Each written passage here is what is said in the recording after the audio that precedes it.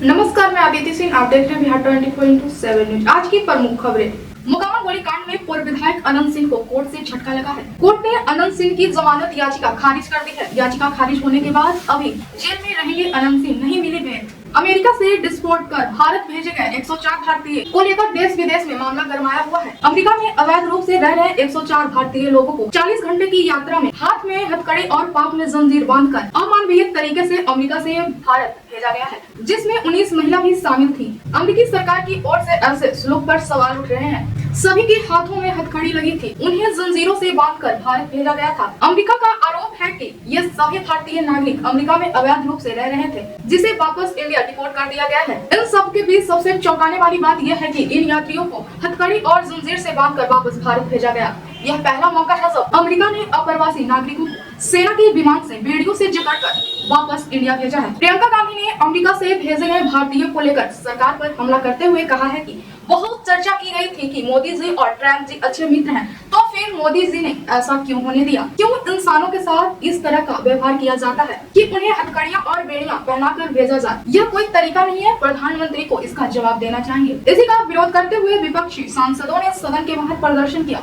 कांग्रेस सांसद राहुल गांधी, मल्लिकार्जुन खड़गे, समाजवादी पार्टी के प्रमुख अखिलेश यादव समेत विपक्षी दलों के सांसदों ने अमेरिका से कथित अवैध भारतीय अप्रवासियों को वापस भेजे जाने के मुद्दे पर कुछ अन्य नेताओं ने हथकड़ियां लगाकर सदन के बाहर विरोध प्रदर्शन किया। नेताओं का आरोप है कि अमेरिका से वापस भेजे जाने के दौरान भारतीय नागरिकों के साथ अमानवीय व्यवहार किया गया है। झारखंड में 15,000 से ज्यादा युवाओं को रोजगार मिलने जा रहा है। झारखंड में होगा 26,000 करोड़ रुपए से अधिक के निवेश। कोलकाता में शुरू हुए 2 दिवसीय बंगाल ग्लोबल बिजनेस समिट 2025 के तहत आयोजित एडवांटेज झारखंड में उद्यमियों ने मुख्यमंत्री से मुलाकात कर उद्यम स्थापित करने की योजना की विस्तार से जानकारी दी। इन निवेशकों में से कई ने नए उद्यम लगाने, तो कुछ उद्यमियों ने यहां पहले से स्थापित अपने उद्योग के विस्तार के प्लान से मुख्यमंत्री को अवगत कराया। निवेशकों ने निवेश को लेकर जमीन अधिग्रहण के साथ आ रही अन्य परेशानियों की समस्याओं को रखा। मुख्यमंत्री हेमंत सोरेन ने कहा है कि इस राज्य में उद्यम स्थापित करने की दिशा में आपने जो इश्यूज रखे हैं उसे सरकार संज्ञान में लेकर उसका निवारण करेगी। सरकार राज्य में निवेश को बढ़ावा देने के लिए एक ऐसी नीति और योजना के साथ आगे बढ़ रही है जिसमें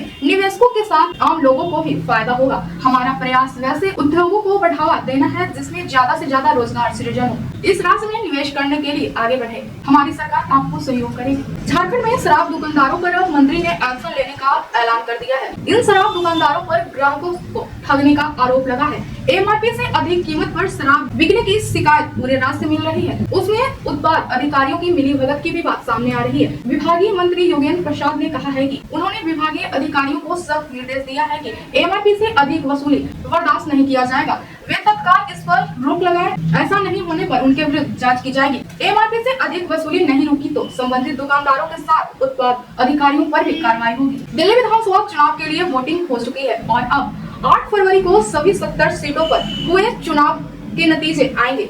दिल्ली में आम आदमी पार्टी और भारतीय जनता पार्टी के बीच कांटे की टक्कर है। किसी भी सियासी दल को दिल्ली में अपनी सरकार बनाने के लिए 36 सीट की जरूरत है। 11 एग्जिट पोल सामने आए हैं। एग्जिट पोल के मुताबिक भाजपा को बहुमत मिलता दिखाई दे रहा है। एग्जिट पोल में आम आदमी पार्टी और भाजपा के बीच कड़ी टक्कर होती दिख रही है। वैसे तो पोस्टर के मुताबिक बीजेपी स्पष्ट बहुमत की ओर बढ़ रही है, जबकि आम आदमी पार्टी 30 सीटों पर सिमट सकती है। हालांकि कुछ पोल्स आम आदमी पार्टी की वापसी की भी भविष्यवाणी कर रहे हैं। दिल्ली विधानसभा चुनाव में वोटिंग के बाद एग्जिट पोल के आंकड़े सामने आ रहे हैं, जिसमें आम आदमी पार्टी को झटका लगता दिख रहा है। अब तक जितने भी एग्जिट पोल सर्वे के रिजल्ट सामने आए हैं, उसमें भारतीय जनता पार्टी की बढ़त दिखाई गई है, जिसको लेकर बेगूसराय के सांसद गिरिराज सिंह ने दिल्ली विधानसभा चुनाव के एग्जिट पोल पर खुशी का इजहार किया है। एग्जिट पोल के नतीजे से गिरिराज सिंह गदगद हैं और इसे प्रधानमंत्री नरेंद्र मोदी की जीत बता रहे हैं। आरजेडी नेता मृत्युंजय तिवारी ने कहा, पिछले चुनावों में एग्जिट पोल सही नहीं रहा। ज्यादातर एग्जिट पोल दिखा रहा है कि भाजपा की सरकार बनने जा रही है, लेकिन कुछ दिखा रहे हैं कि आम आदमी पार्टी की सरकार बनने जा रही है। लोगों का एग्जिट पोल पर भरोसा खत्म हो गया है। हमें पूरा भरोसा है कि दिल्ली में भाजपा सरकार नहीं बनेगी, आम आदमी पार्टी की सरकार बनेगी। अभी पिछले कुछ चुनावों से एग्जिट पोल का आकलन सही नहीं हो रहा है और जो एग्जिट पोल दिखाया जा रहा है उसमें बहुत से ज़्यादातर लोग बीजेपी सरकार बन रही है ये दिखा रहे हैं, लेकिन कुछ लोगों ने वहाँ आम आदमी पार्टी की सरकार बनती हुई दिखा रहे हैं। तो अब जब तक 8 फरवरी को अंतिम परिणाम नहीं आ जाते हैं, एग्जिट पोल पर अब भरोसा नहीं रहा लोगों को। हरियाणा में क्या हुआ, बहुत बार एग्जिट पोल ज़्यादातर, इधर तो कुछ चुनाव से ये देखे जा रहे हैं कि एग्जिट पोल बिल्कुल गलत साबित हो रहे हैं। तो अब इस बार दिल्ली के चुनाव में जो एग्जिट पोल नतीजों को लेकर दिखाया जा रहा है, उस पर लोगों को कैसे भरोसा होगा। हमें पूरा विश्वास है कि दिल्ली में बीजेपी की सरकार नहीं बनेगी, वहां पर आम आदमी पार्टी सरकार बनाएगी। बिहार में इस समय एनडीए का संयुक्त अभियान चल रहा है। एनडीए की ओर से संयुक्त रूप से कार्यकर्ता सम्मेलन आयोजित किया जा रहा है, जो सरकार के विभिन्न हिस्सों में हो रहे हैं। एनडीए की घटक दलों के 5 प्रदेश अध्यक्ष जेडीयू कार्यालय में महत्वपूर्ण बैठक की। बैठक के दौरान नेताओं ने दावा किया है कि इस बार लोगों में उत्साह इतना ज्यादा है कि विपक्ष को नेता प्रतिपक्ष बनने लायक सीट भी नहीं मिल पाएगी। दिलीप जायसवाल ने विपक्ष के नेता तेजस्वी यादव पर तंज कसा है। क्या बोलिएगा, विकास की बात कीजिएगा।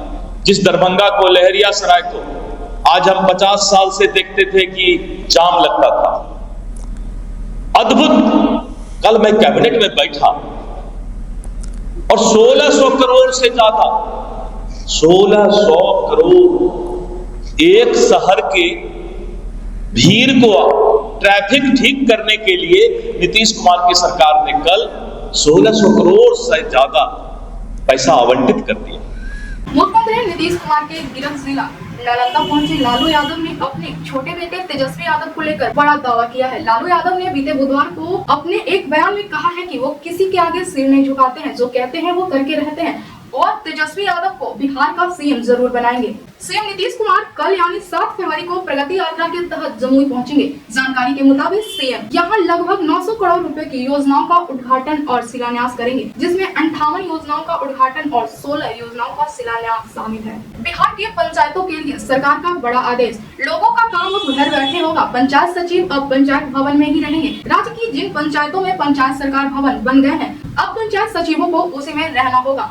आम लोगों को सरकारी योजनाओं का लाभ घर बैठे मिल सके, इसके लिए पंचायती राज विभाग ने जिलों को पत्र जारी कर आवश्यक निर्देश दिए हैं। यूपी में अवैध निर्माण पर एक्शन, कई शहरों में अतिक्रमण हटाया गया, कब्जा मुक्त कराई गई सरकारी जमीन। मिल्कीपुर में विधानसभा की उपचुनाव की वोटिंग हो गई है। अब 8 फरवरी को नतीजे घोषित होंगे।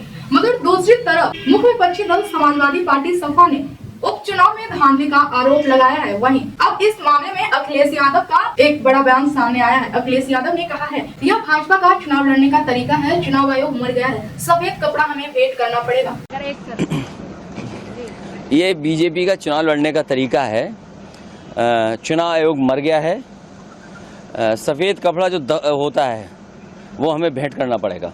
समाजवादी पार्टी के राष्ट्रीय अध्यक्ष अखिलेश यादव ने मिल्कीपुर उपचुनाव के बाद निर्वाचन आयोग को लेकर टिप्पणी की। अब उस पर वह फंसते हुए नजर आ रहे हैं। भारतीय जनता पार्टी के नेताओं ने अखिलेश यादव से माफी की मांग की है। डुमरियागंज सांसद जगदम्बिका पाल ने कहा है कि जब चुनाव जीतते हैं तब वही चुनाव आयोग सही होता है और जब हारने लगते हैं तो सवाल उठने लगते हैं। अखिलेश यादव को अपने बयान पर माफी मांगनी चाहिए। महाकुंभ पर बाबा बागेश्वर की मांग। महाकुंभ पर बोलते हुए बागेश्वर धाम पंडित धीरेन्द्र कृष्ण शास्त्री ने कहा, फिलहाल महाकुंभ सुचारू रूप से चल रहा है। आने वाले पर्वों को देखते हुए श्रद्धालुओं को किसी प्रकार की दिक्कत का सामना न करना पड़े, उसे लेकर सरकार और भी अच्छी व्यवस्था करे और वीआईपी कल्चर को बंद करे सरकार, ताकि श्रद्धालुओं को कष्ट न हो। बहुत ही हृदय विदारक, दुखद और आत्मा को कष्ट पहुंचाने वाली वह घटना हुई है। सुचारू रूप से वर्तमान समय में महाकुंभ की व्यवस्था चल रही है। आने वाले समय के जो पर्व हैं, उन पर्वों में सरकार भी और विशेष रूप से व्यवस्थाओं को तेज करे, वीआईपी कल्चर को बंद करे। महाकुंभ 100 या 100 पर राजनीति करने का विषय नहीं है। महाकुंभ व्यवस्था को लेकर के नहीं है, आस्था को लेकर के है। महाकुंभ राजनीतिक अड्डा नहीं है, भरोसे का अड्डा है। महाकुंभ सनातन संस्कृति का अड्डा है। महाकुंभ भारत का परिचय है। जिस देश का राजा आध्यात्मिक होता है, उस देश की प्रजा भी स्वाभाविक रूप से आध्यात्मिक होती है। बहुत ही हृदय विदारक, दुखद और आत्मा को कष्ट पहुंचाने वाली वह घटना हुई है। सुचारू रूप से वर्तमान समय में महाकुंभ की व्यवस्था चल रही है। लाखों करोड़ों लोग पहुंचे हैं और आने वाले समय के जो पर्व हैं, उन पर्वों में सरकार भी और विशेष रूप से व्यवस्थाओं को तेज करे, वीआईपी कल्चर को बंद करे ताकि आने वाले श्रद्धालुओं को किसी भी प्रकार से कष्ट ना पहुंचे। और अंत में यही कहना है, महाकुंभ 100 या 100 पर राजनीति करने का विषय नहीं है।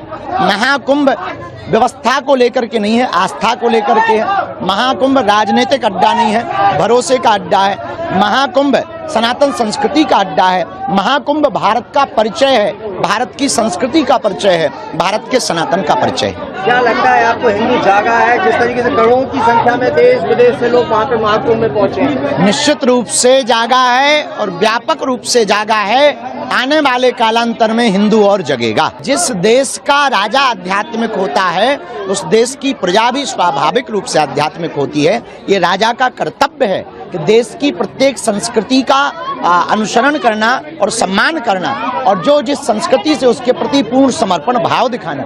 इसके लिए प्रधानमंत्री जी को धन्यवाद। बिहार के मुंगेर जिले में भागलपुर जमालपुर रेलखंड के बीच बड़ा सड़क हादसा। गया हावड़ा ट्रेन के चपेट में आने से 2 महिला समेत एक पुरुष की मौके पर ही मौत हो गई। दिल्ली चुनाव को लेकर केंद्रीय मंत्री चिराग पासवान का दावा कि 8 फरवरी को दिल्ली में बीजेपी की सरकार बनेगी। बिहार में हुई जातीय जनगणना पर राहुल गांधी द्वारा सवाल उठाए जाने के बाद बिहार के डिप्टी सीएम सम्राट चौधरी ने राहुल गांधी पर बिहार का अपमान करने का आरोप लगाया है। उन्होंने कहा है कि बिहार विधानसभा में सर्वसम्मति से पारित प्रस्ताव के अनुसार कराया गया जातिगत सर्वेक्षण पर सवाल उठाकर राहुल गांधी बिहार का अपमान कर रहे हैं। बिहार के जातिगत सर्वेक्षण पर टिप्पणी करने से पहले राहुल गांधी को बताना चाहिए कि कर्नाटक सरकार ने 2016 में 160 करोड़ रुपए खर्च करके जो जातिगत जनगणना कराई थी उसका आंकड़ा 8 साल बाद भी क्यों जारी नहीं किया गया। हिमाचल प्रदेश में कांग्रेस जातीय जनगणना कब कराएगी? तेलंगाना में करवाए गए जातिगत सर्वेक्षण को कांग्रेस क्यों लागू नहीं कर पाई है? सम्राट चौधरी ने जातीय जनगणना समेत कई मुद्दे पर राहुल गांधी से सवाल पूछे हैं। मुजफ्फरपुर में थाने में बाइक चोरी के आरोप में बंद कैदी की